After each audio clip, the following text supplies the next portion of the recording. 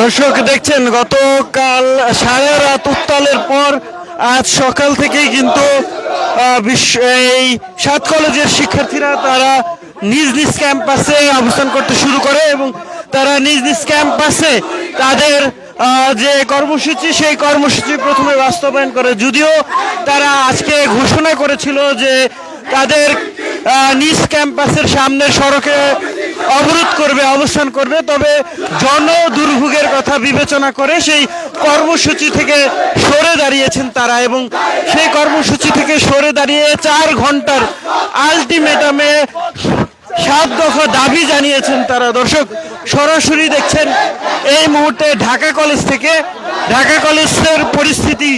তারা গতকাল সারা রাতই কিন্তু ঢাকা কলেজ এবং ঢাকা বিশ্ববিদ্যালয়ের শিক্ষার্থীদের মধ্যে এক ধরনের উত্তাল পরিস্থিতি, দফায় দফায় সংঘর্ষ। সেই 4 ঘন্টার আলটিমেটাম দিয়েছে এবং সেই আলটিমেটামের পরিপ্রেক্ষিতে তারা কিন্তু মাঠে নেমেছে। দর্শক সরাসরি দেখছেন, আপনাদেরকে দেখানোর চেষ্টা করছি ঢাকা কলেজের শিক্ষার্থীরা।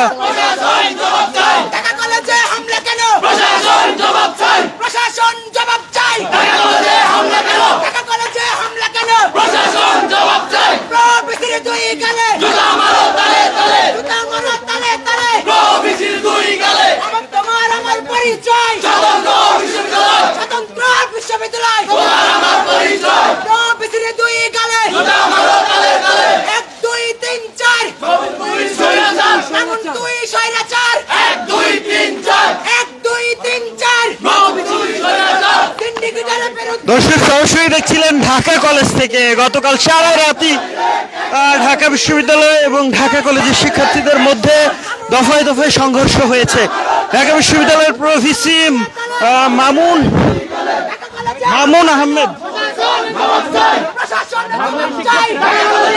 আহমেদের অসৎ আচরণের, প্রভিসির অসৎ আচরণের প্রতিবাদে তারা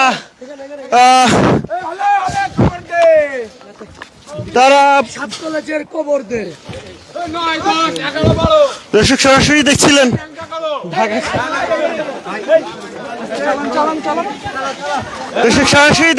ঢাকা কলেজের পরিস্থিতি। যেমনটা আসলে বলছিলাম যে ঢাকা বিশ্ববিদ্যালয়ের প্রভিসির অসৎ আচরণের পরিপ্রেক্ষিতে গতকাল তারা কর্মসূচি দেয় এবং সেই শান্তিপূর্ণ কর্মসূচিতে ঢাকা বিশ্ববিদ্যালয়ের শিক্ষার্থীদের এক অংশ সেখানে ইট পাটকেল ছুঁড়ে এবং তাদের সাথে সংঘর্ষ ঘটে। গতকাল রাত 11:30টার দিকে এই সংঘর্ষের সূত্রপাত হয় এবং দফায় দফায় সংঘর্ষ হয়েছে। পুলিশের 4 প্লাটুন বিজিবি মোতায়েন করা হয়েছিল, অসংখ্য পুলিশ সদস্য সেখানে উপস্থিত ছিলেন, মোতায়েন করা হয়েছিল এবং তারপরে সেই সংঘর্ষ কিন্তু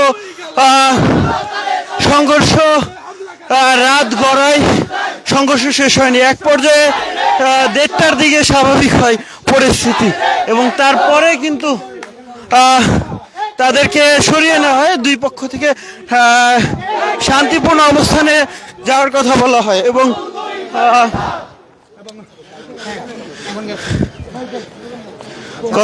এবং সেই সাথে আমরা গতকালকেও দেখেছি যে বৈষম্য বিরোধী ছাত্র আন্দোলনের সমন্বয়ক হাসনাত আব্দুল্লাহ তিনি এসেছিলেন, তাদেরকে শান্তিপূর্ণভাবে সরিয়ে নেওয়ার চেষ্টা করেছেন, তবে সেটি সম্ভব হয়নি এবং হাসনাত আব্দুল্লাহকে এক প্রকার হেনস্থার মধ্যে দিয়েই সেখান থেকে সরে যেতে হয়। তারপরে ভোর 5টার দিকে পুরো এলাকা থেকে শিক্ষার্থীরা সরে যায়। গতকালকে তারা এক সংবাদ সম্মেলনের মাধ্যমে 7 কলেজের শিক্ষার্থীরা ঘোষণা করেছিলেন যে আজকে তারা তাদের নিজ নিজ ক্যাম্পাসের সামনে অবরোধ কর্মসূচি ঘোষণা করেছিলেন এবং অবরোধ কর্মসূচি পালন করবেন এবং সেই কর্মসূচিতে আজকে তারা বলছেন যে আজকে সকালে একটি সংবাদ সম্মেলন হচ্ছে কিছুক্ষণ আগে ঢাকা কলেজের কেন্দ্রীয় শহীদ মিনারে, যেখানে ঢাকা কলেজ শিক্ষার্থী মোহাম্মদ সজীব এবং ইডেন কলেজের শিক্ষার্থী সুমাইয়া আক্তার, তিনি সংবাদ সম্মেলন করে জানিয়েছেন যে তারা আসলে জনদুর্ভোগের কথা চিন্তা করে আজকের যে সকালের কর্মসূচি সেটি প্রত্যাহার করে 4 ঘন্টার আলটিমেটাম দিয়েছেন, 7 দফা দাবি জানিয়েছেন তারা।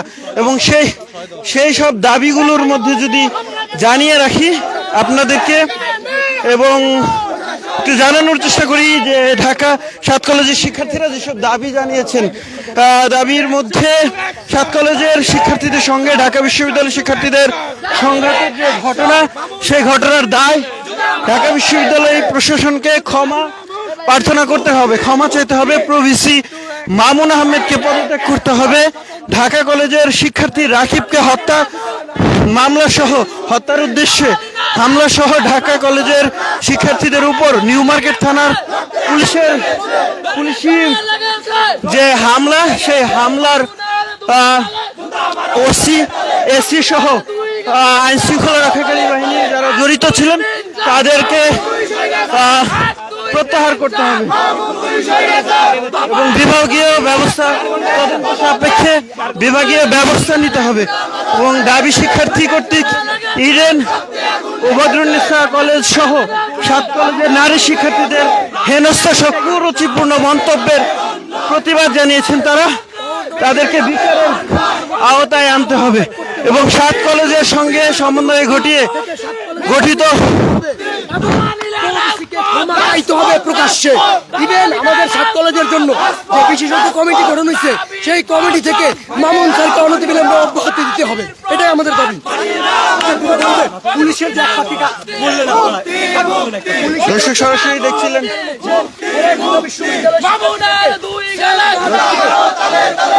সরাসরি দেখছিলেন ডেইলি সানে, আপনাদের সঙ্গে যুক্ত ছিলাম ঢাকা কলেজ থেকে।